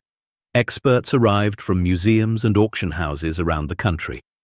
The Hopper watercolor was confirmed authentic, valued at $4.2 million. The O'Keeffe was real, worth an estimated $12 million. One by one, the items in Cornelius's collection were verified, catalogued, and appraised. The final total came to $267 million. Even the conservative estimates had been low, but Jack barely paid attention to the mounting numbers. He was focused on the plan, on turning wealth into impact. The foundation's first act was to purchase the old lumber mill building in the center of town. It was structurally sound but abandoned, a perfect space for transformation. "We'll convert it into the Hartwell Heritage Center," Dr. Warren explained at a town hall meeting in early February. "Ground floor will house the permanent collection, climate-controlled galleries displaying the art, coins, books, and historical items. Second floor will be a research library and educational space. Third floor will host rotating exhibitions and community events." The estimated cost for the conversion was $15 million. The foundation approved it without hesitation. Construction began in March. Jack was on site every day, not as the foundation's founder, but as a carpenter, working alongside local contractors to restore the building. It felt right, using his hands to build something meaningful. Men and women he'd known his whole life worked beside him, grateful for the employment, amazed at the transformation happening in their dying town. By April, the first community programs had launched. The foundation established a scholarship fund providing full college tuition for every Pine Ridge High School graduate who wanted to pursue higher education. 23 kids applied in the first month. 23 kids who'd thought college was impossible suddenly had futures. In May, the Small Business Grant Program opened. Betty was the first recipient, receiving $50,000 to upgrade her store, expand inventory, and hire 2 employees. She cried when they handed her the check. "I've been holding on by my fingernails for 5 years," she said, wiping her eyes. "I thought this was the end. Instead, it's a new beginning." Others followed. The diner expanded. A young couple opened a brewery. Someone started a bookstore. The auto repair shop modernized. One by one, businesses that had been barely surviving began to thrive. The housing assistance program helped 12 families avoid foreclosure. It paid overdue rent for families facing eviction, just as Jack had been facing eviction 3 months earlier. Each time he approved a grant, he thought about that feeling, the terror of losing your home, and felt grateful he could spare others that pain. But not everyone was happy about the changes. In June, Robert Vaughan, the estate buyer who'd shown up at Jack's cabin, filed a lawsuit claiming the collection should have gone through probate, that Jack had no legal right to it. The foundation's lawyers demolished his case in court, proving that Cornelius Hartwell's will, sealed with his personal effects, had explicitly stated that whoever purchased the property inherited everything within it. The judge dismissed the case with prejudice and ordered Vaughan to pay court costs.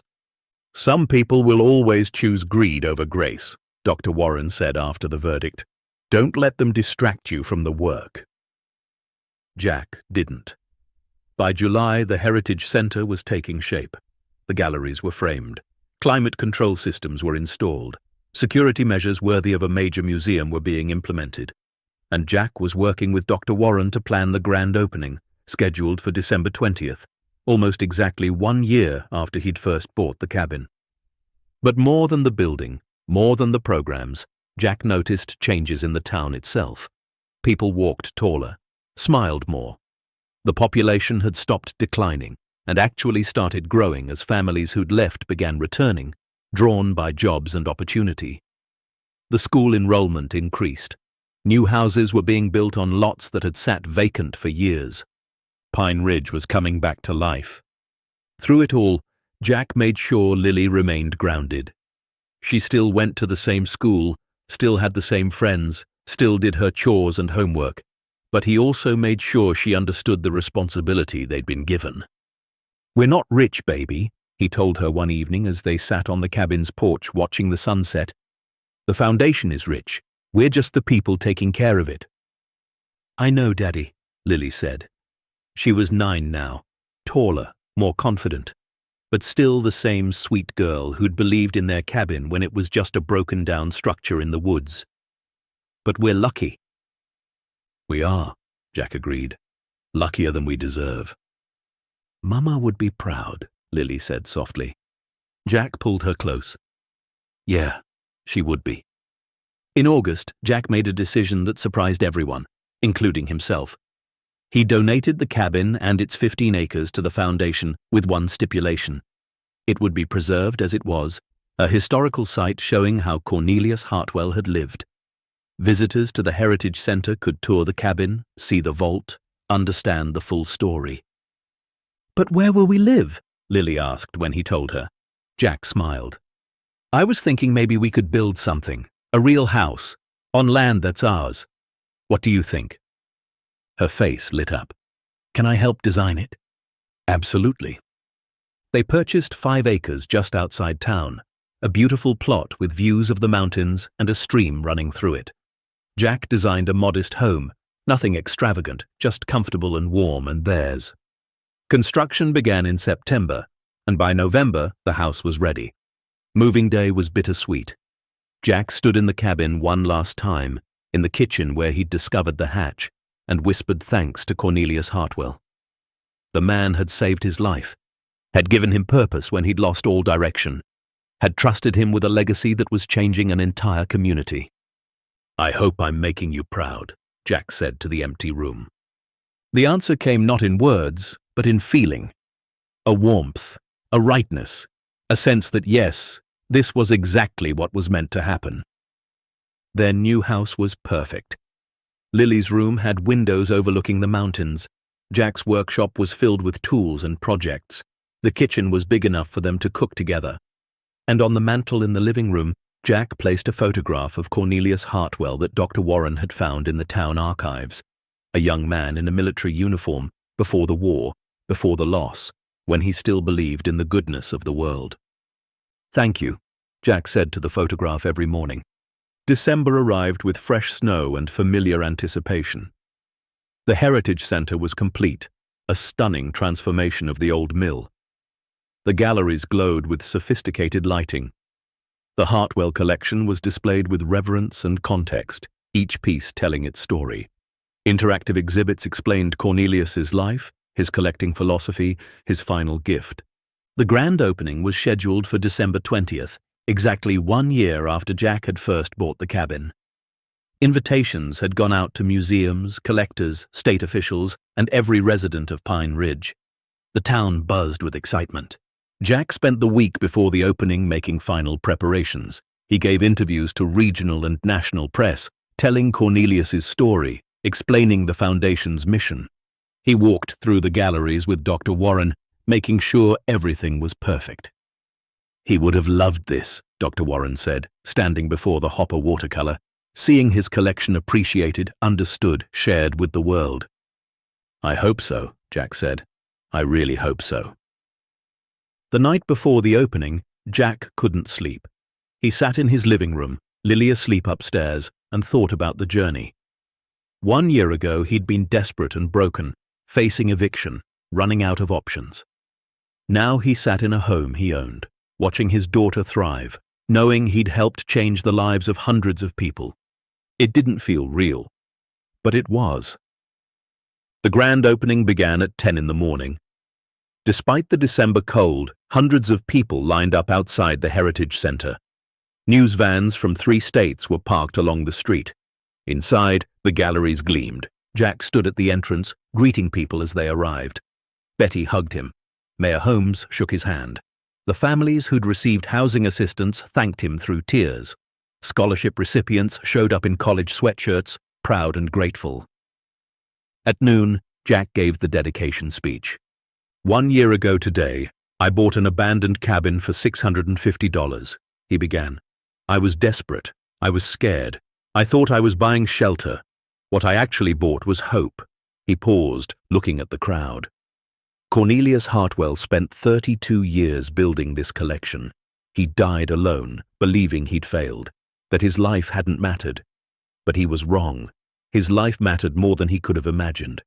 Because what he built didn't die with him. It lives on. In this heritage center. In the scholarships sending kids to college. In the businesses staying open. In the families keeping their homes. In the revival of a town that refused to die. Jack's voice grew thick with emotion. Cornelius taught me something important. It's not about what you accumulate in life. It's about what you leave behind. And what he left behind wasn't just treasure. It was the possibility of transformation. The proof that one person, one life, one carefully preserved legacy can change everything. He unveiled a plaque near the entrance, bronze and beautiful. It read, "The Cornelius Hartwell Heritage Center, in memory of a man who believed beauty was worth preserving and hope was worth sharing. May his legacy remind us that what we leave behind matters more than what we keep." The crowd applauded, but Jack barely heard it. He was thinking about the chain of events that had led here. Cornelius's loneliness, his careful planning, his faith in an unknown stranger, Jack's desperation, his willingness to take a risk on a cursed cabin, the moment he'd opened that hatch, the choice to honor the gift rather than exploit it. Every link in the chain had mattered. Remove one, and none of this would have happened. That evening, after the crowds had gone and the Heritage Center had closed, Jack returned to the cabin one last time. It was now a historical site, roped off and preserved, but he still had a key. He walked through the rooms, remembering that first day with Lily, how empty and cold it had felt, how desperate he'd been, how close to giving up. He descended into the vault, now empty of treasure but still bearing the carved warning on the door. "Guard well what lies within. The burden passes to the worthy." "I tried," Jack said aloud. "I really tried to be worthy of it." He locked the vault, climbed back upstairs, and left the cabin for the last time. It belonged to history now, to Cornelius's story and the story of what one act of faith could create. When Jack got home, Lily was waiting up for him, sitting by the Christmas tree they'd decorated together in their new house. "How do you feel?" she asked. Jack sat beside her, pulling her close. "Grateful, overwhelmed, a little scared that I'll wake up and it will all have been a dream." "It's not a dream," Lily said. "It's real. We made it real." She was right. They had. Not just him, but Lily too, and Dr. Warren, and Betty, and Mayor Holmes, and everyone in Pine Ridge who'd believed that their town deserved a second chance. Christmas morning arrived with snow falling soft and steady. Jack and Lily opened gifts in their warm house, the fireplace crackling, hot chocolate steaming on the table. The gifts were modest.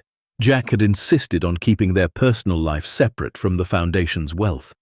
They lived comfortably but not extravagantly. Lily understood why. "The money isn't ours to spend on fancy stuff," she'd said when he explained it. "It's for helping people." Smart kid. Sarah would have been so proud. After presents, they drove to the cemetery. Jack hadn't been since the day they'd found the cabin, too overwhelmed by everything happening to make time. But today felt right. They stood before Sarah's grave, the stone simple and clean, covered in a thin layer of snow. Jack brushed it off gently. "Hi, baby," he said softly. "I know it's been a while. A lot has happened." He told her everything. About Cornelius and the collection and the foundation and the Heritage Center. About how their daughter was thriving, how the town was transforming, how the desperate man she'd left behind had found purpose again. "I wish you could see it," he said, his voice breaking. "You always believed things would work out. You always had faith even when I didn't. And you were right, it did work out. Maybe not the way we planned, but it worked out." Lily placed a small bouquet on the grave, flowers she'd picked and dried herself. "We miss you, Mama, but we're okay. Daddy made sure we're okay." On the drive home, Lily asked the question Jack had been waiting for. "Daddy, why did this happen to us? Out of everyone in the world, why were we the ones who found the treasure?" Jack thought carefully about his answer. "I don't know if there's a reason, baby. Maybe it was just luck. Maybe it was Cornelius's careful planning. Maybe it was something else, something bigger than we understand. But I think it doesn't matter why as much as it matters what we do with it." "What do you mean?" "I mean, We could have kept it all, could have been selfish, but we chose to share it, to use it to help others. That choice matters more than the luck of finding it. Lily nodded, processing this. So it's not about what happens to you.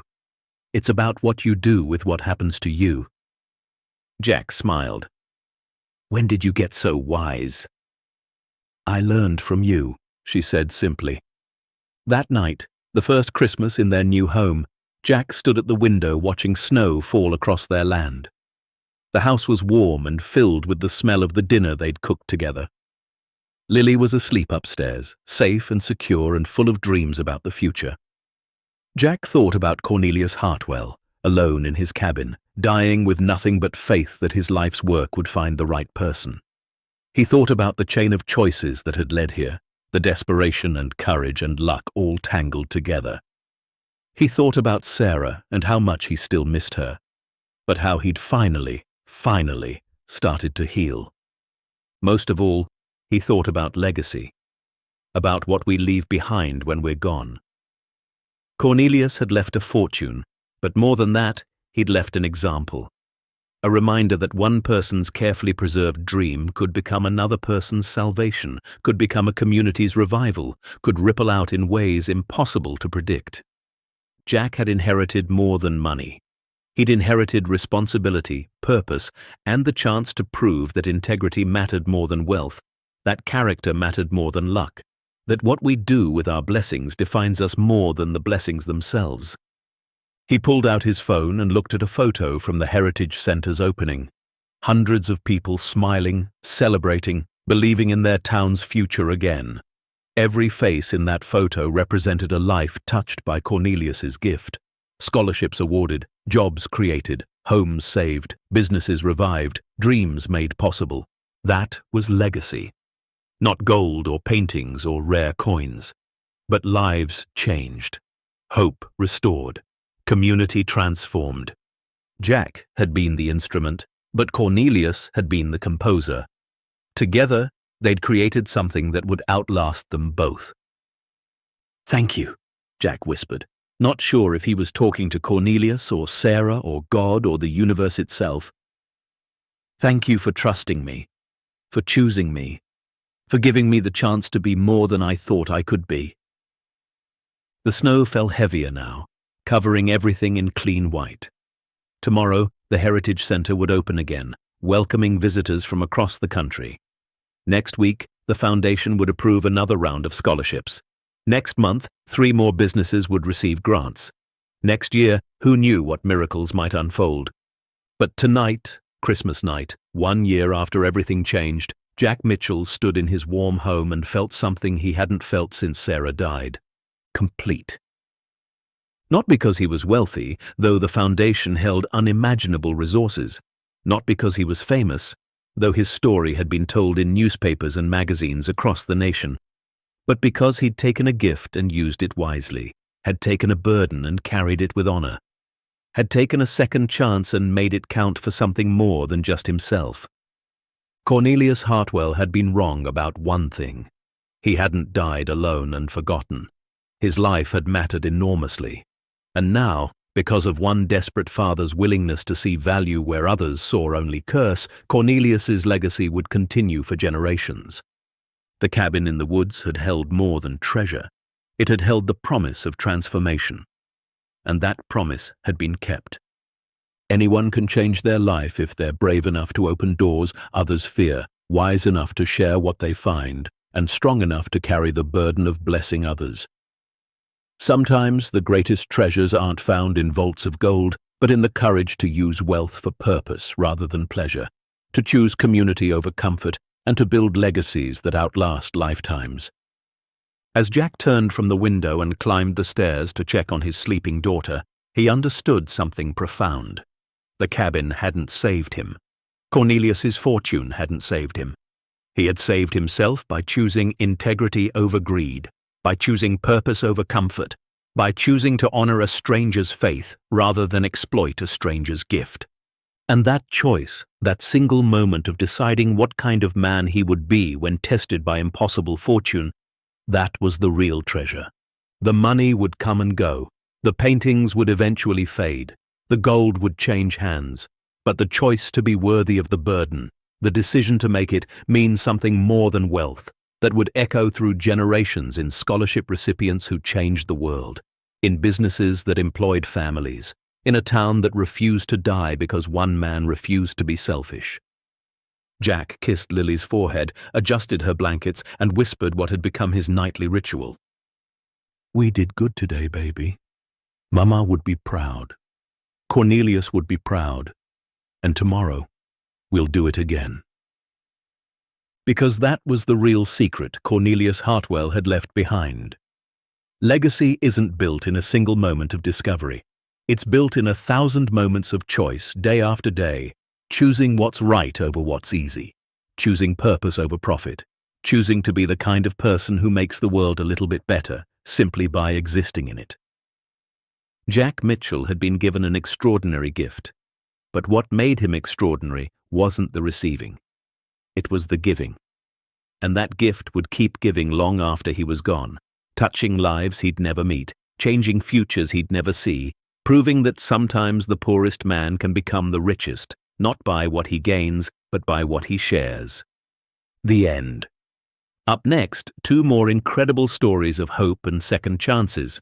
Click to continue this journey with us, and don't forget to hit subscribe if you believe that integrity and compassion can change the world.